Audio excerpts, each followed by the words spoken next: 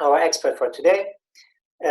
Just for those that don't know ICAN is an international campaign to abolish nuclear weapons. And my name is Florian. I'm a board member of ICAN in Germany. And I'm so glad we can spend this time together. Now, we've created this series of webinars because we want to cover different aspects of the general topic of nuclear weapons. As some of you know, we've started off with Leona Morgan's talk about nuclear colonialism 2 weeks ago, and then last week we featured Frank Sauer, a German researcher, on the current debate in Germany about nuclear sharing. Today, we'll have a look behind the scenes of the financial institutions that provide money to the production of nuclear weapons, and we'll talk with Susi about the political economy of nuclear war. Just before we start, a couple of organizational remarks from my side. First of all, we are in a very informal session, so please feel free to make comments in the chat, to discuss and get engaged. I would like to ask you to keep your cameras off and your microphones muted, just because we try to avoid any issues with the bandwidth as much as we can. So thanks for that. Susi will give a presentation for about 20-25 minutes. And after that, I will start to moderate the discussion. If you have any question or any contribution, which I hope you have many of, just write your name in the chat, and then I will call you to ask a question. Or of course, you can also just write your question in the chat, of course. We will record the first part, so Susi's presentation, and then publish it on our website. Of course, nobody can see you as long as you keep your camera off. You can only see your name. If you don't want your name to be on video, just use your initials or a synonym or something else to be anonymous. And then the discussion won't be recorded at all, so we are completely amongst ourselves there.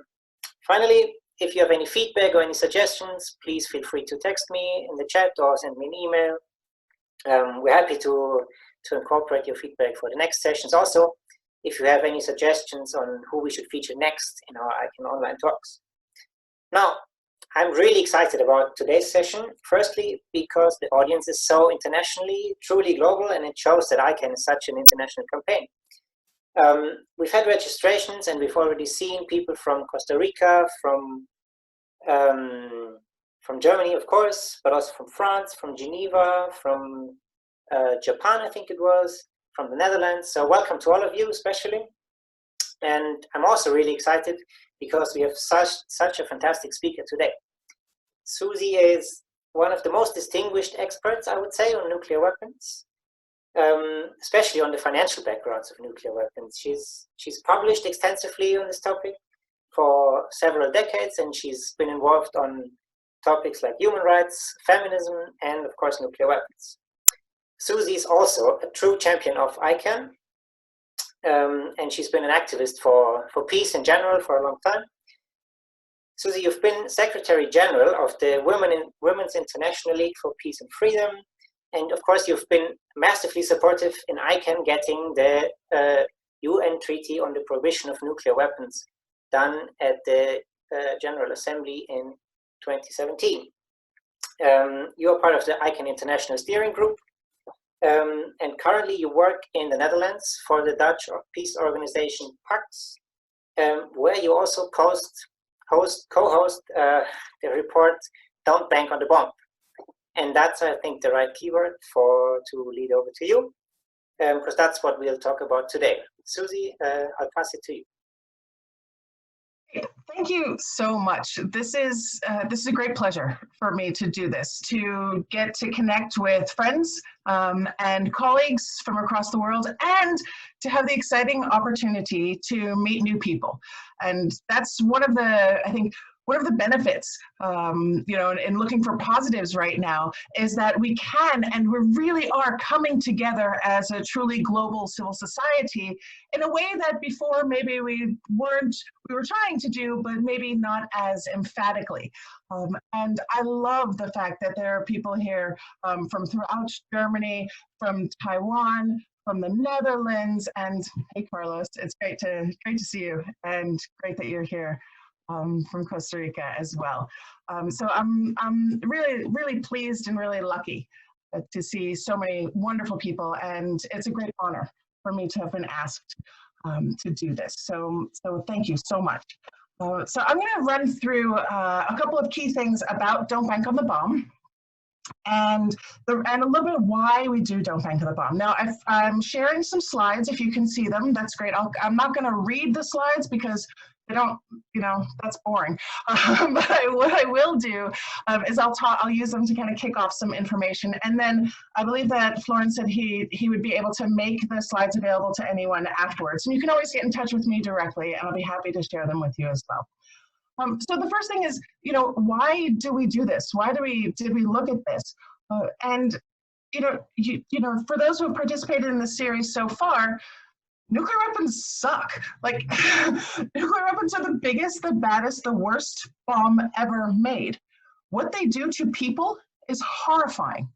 What they do to the environment is devastating. And when you talk about nuclear weapons, at least for me, I often felt very disempowered and like I couldn't do anything. Like, this is great power politics, and who am I? And as was mentioned, I got started doing this a while ago, and kind of inexperienced, and certainly didn't come into this as an expert. Nobody does. But I came into it with passion and wanted to make a change, and I wanted to find a way for everybody to do something. So when we talk about divestment, that is something anybody who has a bank account or anybody who is connected to a financial institution through a pension, anybody who's living in a city that maybe has municipal workers that also have a pension, anybody can pick up this tool and use it. And what we've been trying to do through the campaign is really make it as usable as possible. And sometimes we're great and sometimes we miss, but that's what happens with everything, right? So let me tell you a little bit about what the tools are, and then the different ways that we can use them. We hope that people will use them. So, right. First off, we are talking about money, and we're talking about how much money is being spent in the private sector to develop the key components for nuclear arsenals. This last year, in the report we published, we update our information every year. And last year we found there was $116 billion in outstanding contracts for key components for nuclear weapons. Now, this is just the warheads and the missiles. This is not submarines, which are tremendously expensive. This is not airplanes. We do not touch questions around the dual-capable aircraft, the debate that's going on in Germany, that's going on in the Netherlands repeatedly, in Belgium. We talk about the warheads and their immediate delivery system, the missiles, and $116 billion in contracts between nuclear-armed countries and the private sector. So that means that these are countries that are not relying on their own national capability to develop these weapons, but in fact are hiring it out. They're hiring contractors. And yes, there are security clearances and different things, and different countries treat it somewhat differently. But from the US, the UK, and France, this is a lot of money going into the private sector just to make nuclear bombs. And again, nuclear bombs are the worst weapon ever created. In our report, we do have information as well about China, and we haven't published because we haven't been able to confirm details, but about Russia as well, and about India, because India also uses quite a lot of private contracts. China uses some semi-private contractors, and Russia uses company structures that have not yet gone public. So we have a little bit of info. But when it comes to the money that's out there, this is a drop in the bucket, the tip of the iceberg. This is outstanding contracts.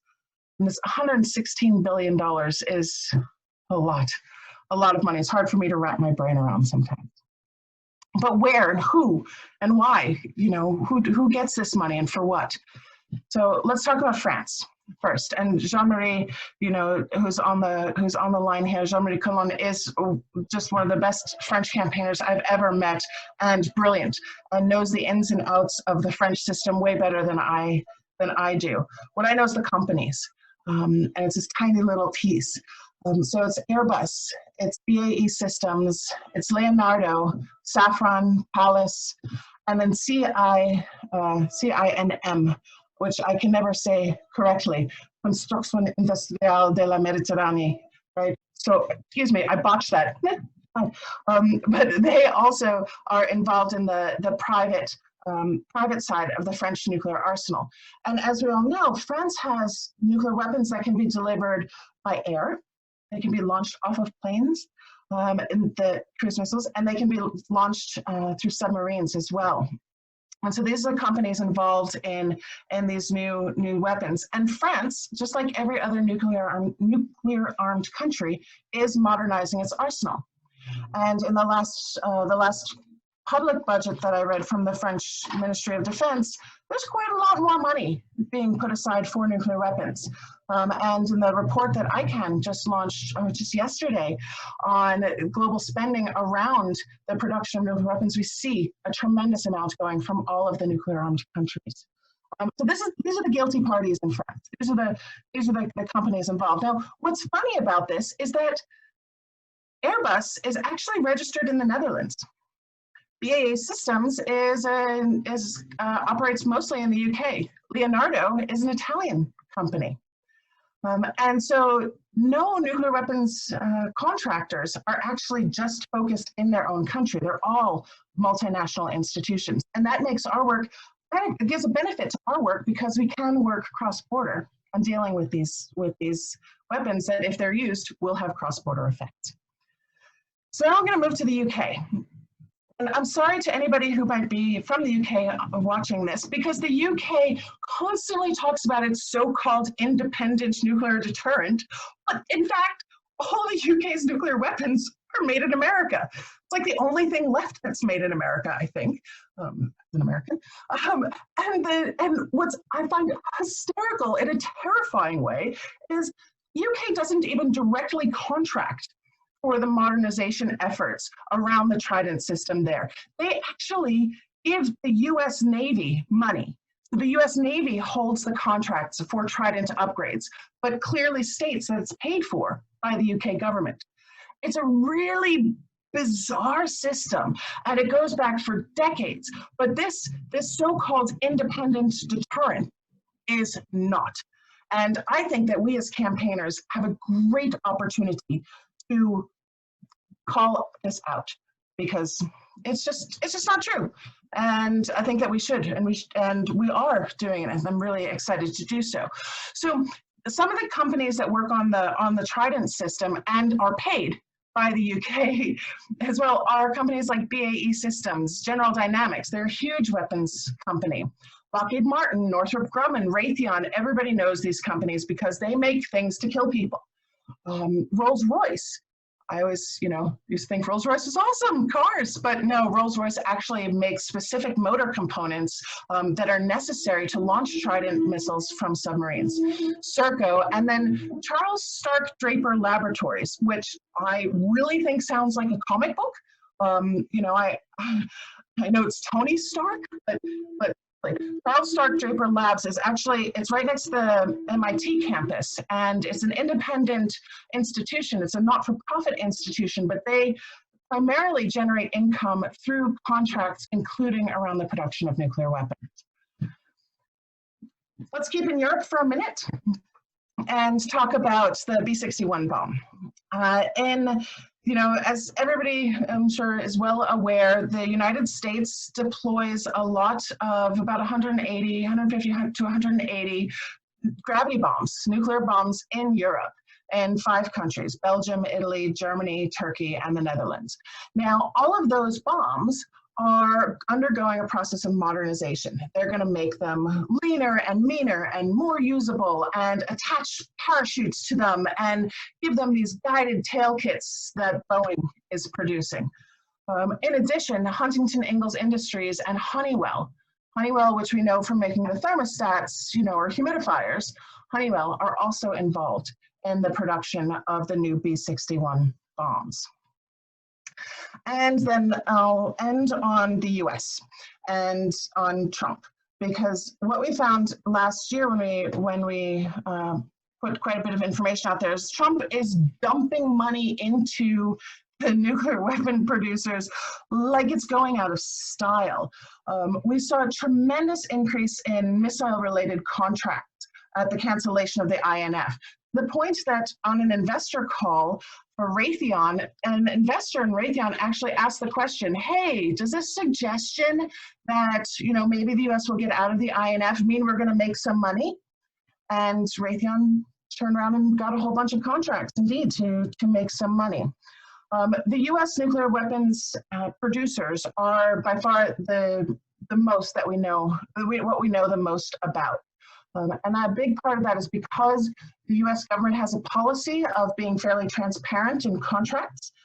There are a lot, because they contract everything out, you can subscribe to certain systems to get information to apply for those contracts. And we focus on the biggest. We don't go to who provided catering services for the Los Alamos National Laboratory, things like that. We go from really who are making the key components. And what we're looking at right now are companies that are involved in making these new bombs that they want to bring back. So things like the long-range standoff, a whole bunch of new warheads. The list and the letters are very confusing, and the new ground-based strategic deterrent. There is a growing worry within the weapons industry, which I'll share with you. I think it's a little bit odd. The number of companies that are bidding on these contracts is getting smaller, and the companies are actually almost eating one another up, and they're merging constantly, so that when it comes to a new rounds and new procurement, the number of people offering to build this is getting lower. Now, on the one hand, great, less companies making nuclear weapons, but on the other hand, that means that their work is sloppier and that there's no alternatives. If they do something like have a massive waste spill, or do faulty work, or put together a nuclear bomb that then accidentally goes off. There's a lot of things that they're doing, and having fewer companies bidding for contracts isn't always the best. What we want is to have fewer contracts offered. But to get there, it does help to have fewer companies bidding. But sometimes we're not there yet. I mean, there are a lot of companies bidding, and there are a lot of companies, a lot of the financial sector that is investing. Now, we look at investments over a 3-year period in order to be very clear that it's not just a one-off shareholder day, the snapshot that we look at for that day, that, oh yeah, somebody had a huge stock owning, huge stocks in Boeing. But so we can actually get something over the course of time and get a general sense of what's happening. And we found last year, when we published the research, that 325 financial institutions, banks, pension funds, asset managers were investing, and the investment value is about $748 billion. That is a huge amount. It is a big increase from our previous work.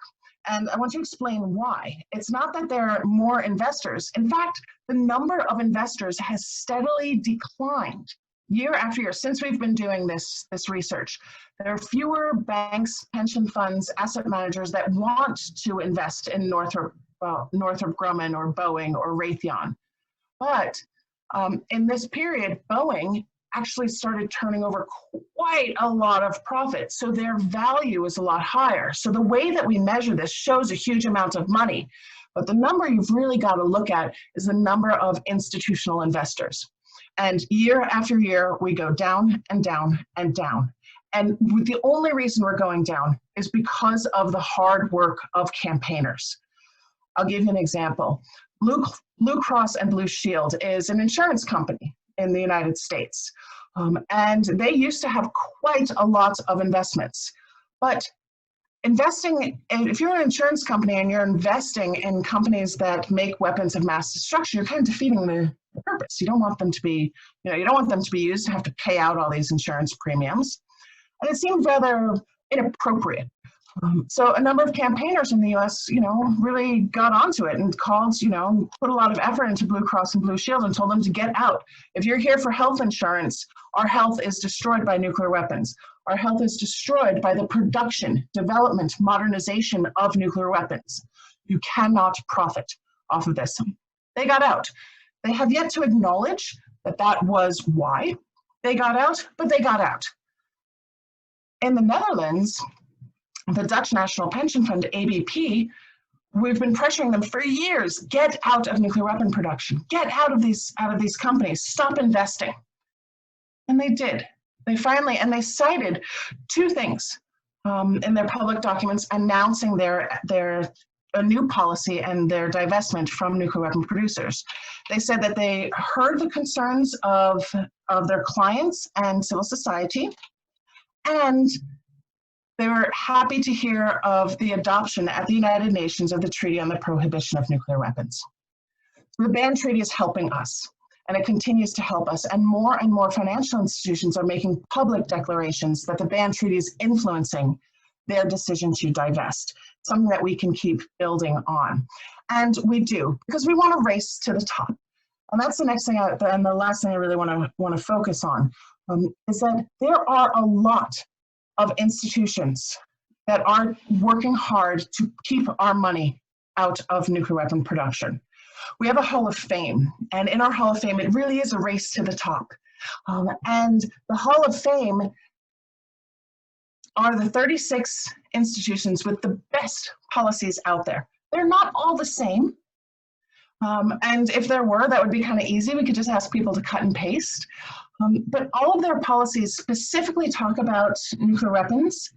They're transparent, so that they're published, and we've been able to look at them. And we've talked to every financial institution whose policy we publish any information about. What's exciting is that across these institutions, just in the Hall of Fame alone, we've managed to keep out 1.6 trillion euros. This math in euros, 1.6 trillion euros out of the nuclear weapon industry. We have learned from other weapon systems in the past and other divestment campaigns that there's a certain moment where a weapons manufacturer says, okay, I better stop doing this because I'm going to lose access. I'm going to be blacklisted by too many institutions. We see it happening when it comes to the fossil fuel divestment, that there's a moment, there's a certain amount of assets under management. And when those are directed away and when they are restricted, people snap and start to take notice. And all of a sudden, Larry Fink, the head of BlackRock, is saying, ho, maybe we should get out of this too. We're approaching that moment. We're not there yet. But we are approaching that moment when it comes to investments around the production of nuclear weapons. And I think that we can get there. It's going to take some work. Nothing happens quickly or easily, especially when you deal with nukes.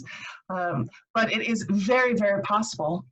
And what's cool about this is that it's something anybody and everybody can do. So we've seen the number of institutions grow, and quite a nice jumps since the adoption of the Treaty on the Prohibition of Nuclear Weapons. And we're right now working with a number of financial institutions who have policies around controversial weapons. So they say weapons, and they define them differently, but it's often weapons that cause indiscriminate harm. We're working with them to change those policies to specifically note that nuclear weapons cause indiscriminate harm, and to have them list, because come on, what is more controversial than a nuclear weapon? So we're working with that, and we're pushing very hard, and we're hoping to see quite a lot of institutions make some nice and helpful changes this year. And the last thing is what people individually can do. So I always like to figure out, what is it that I myself can get involved in, and what can I pick up the phone and actually do something? And it's kind of quarantine time, and I'm at home, and I got some time, so maybe a quick phone call could help. So I wanted to share some information about how to get started and how to use our research to do that. And the first thing is to look to see if the institution that you're connected with, your bank, your pension fund, you know, your insurance company, the place you got the mortgage for your apartment, whatever it is, whatever financial institution you might have some connection with, are they in our Hall of Shame? And if they are, give them a call. And I know nobody really picks up the phone anymore, but you can actually pick up the phone and give them a call. And we made a phone script for people to help to do that, because we want people to engage and then we want people to let us know. But just give them a call, ask them questions. If they're not in the Hall of Shame, that's amazing, but are they in the Hall of Fame? And if they are, totally congratulate them. We love to celebrate. Everybody loves to celebrate. So really congratulate institutions that are in the Hall of Fame. Do it publicly. Do it to your friends. Put a poster on their window saying, "Good job, guys." Put a little note, you know, when you use your e-banking. Say, "Hey, found out about this. Think you guys are great." If they're not in the Hall of Fame, don't worry. They can get there. Any financial institution can adopt a policy about how it wants to invest your money. And you, as a client, have a right and really a responsibility to kind of participate in that discussion. So you can very much get financial institutions to adopt policies. Sometimes it just takes, you know, reaching out to them, asking them the question. Maybe they haven't thought about it. I can't tell you the number of institutions that came back to us. Even now, we got an email 2 days ago saying, "Hey, we want to be on your list. What do we need to do?" People want to be the good guy. So give them the opportunity to be the good guy. And that comes not just for financial institutions, but if you're connected elsewhere, anybody who uses money or does money or has investments, they too can be a good guy by having a good policy. And we made a little policy checklist, things that should go into place. And that can go for churches, it can go for student clubs, it can go for cities, it can go for foundations, whatever you want. So there's a lot of different ways to engage on this project and to use this information to put some pressure on the companies that are involved in the production of nuclear weapons. Every time a financial institution says no to nuclear weapons, that's one more nail in the coffin of the worst weapon that's ever been created. So, I think I'm gonna leave it there. And you know, if you want to get in touch with me, I love it when people get in touch with me and ask me more questions. And I think we have time now for more Q&A, although I'm positive I've gone way over my allotted time, and I'm sorry about that. But thanks. Thank you so much, Susie. Wonderful to see how positive also this campaign has developed.